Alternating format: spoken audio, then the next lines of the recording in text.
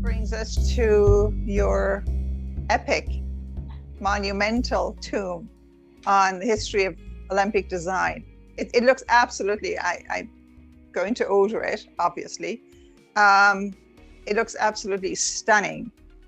And I mean, I'm sure we can spend a month talking about how you put that together, but just touch on how you started it and what the book entails. Mm-hmm. Well, when I started in the early 90s, collecting and thinking and about all the graphic design story and sometimes the current games that were very, very visual on that time, on a certain time, but also coming to the back and try to reach people who were involved in a way in the design team or so I always try to find these people through these almost 30 years. So this was really the basics, the preparations to make a book possible. Otherwise, I wasn't able to do anything in that amount of pages and content.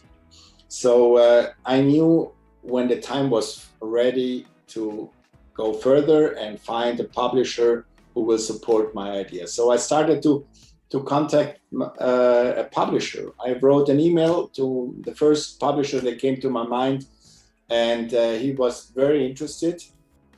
And they came to visit me. We went through my collection, and I explained what I was thinking to do and what I was expecting and things like that. And finally, they decided they didn't want to do it. Even if they thought it's a very interesting and very, very sellable object or product, but the reason was that it was necessary to contact the IOC and get all the rights to use all this material, so the copyrights of all the things. Without them, it was not possible to make a book like this, because the owners of all these pieces, and if you see in the book, there are hundreds of Olympic rings that belongs to the IOC. So this was a necessary step that we had to follow before we start working on this book. So they didn't want to do this. So I tried the next publisher, and he was able and said, okay, let's do it and try. And we made an appointment in Lausanne. And I made the presentation, and then things were going in the right way, in the right direction that I wanted. So this was necessary. That's the book is 1,500 pages, and it has thousands of images. How did you get clearance? I mean, how long did it take you to get clearance from the IOC? Because I can't imagine the monumental task of just that process alone, let alone the research and everything else that went before that. How long did it take you? Well, it's extraordinary. The good thing was that I will say 95% of all the pictures in the book are part of my collection. So I did already all the pictures through the years. So this was available for me.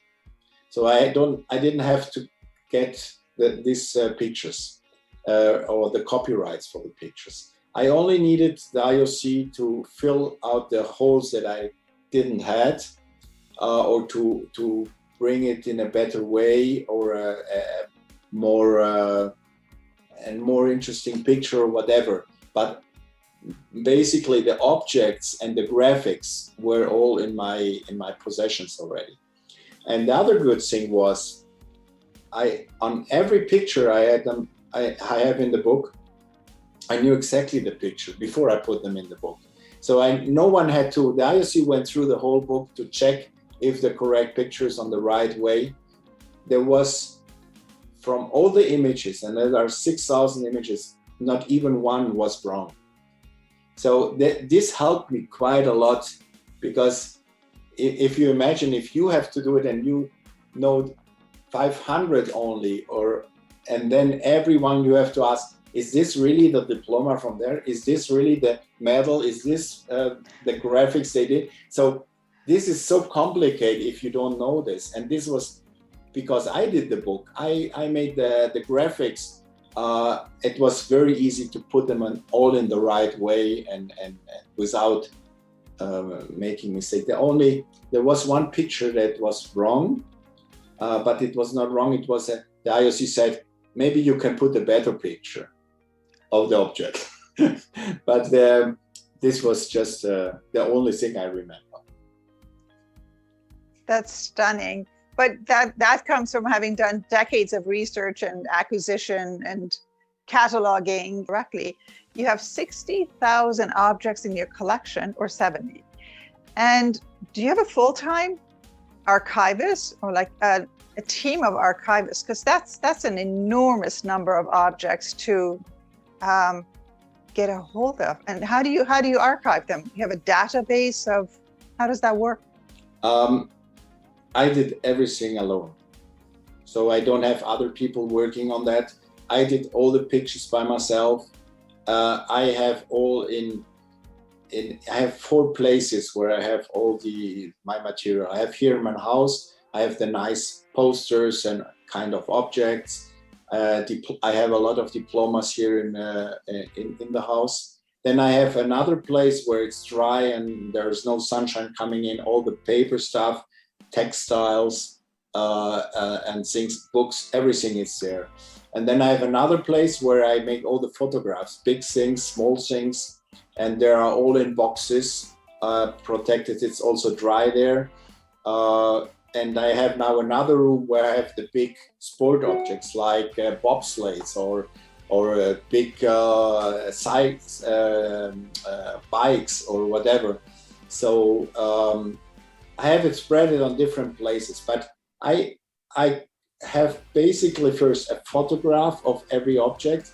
Then every photograph becomes a name that belongs to what game, what kind of object is in different categories. And then I have a database where I can see them all at once. So I can, for example, I just did it a few 2 hours ago. I wanted to see how many patches I have from the Swiss Olympic team. So I can only put the number of the patches from Swiss Olympic, and then I get all the pictures on that. So I can see I miss, for example, I saw in 1980. I don't have the patch, but then I remember the Swiss team didn't went to the Olympic Games in 1980.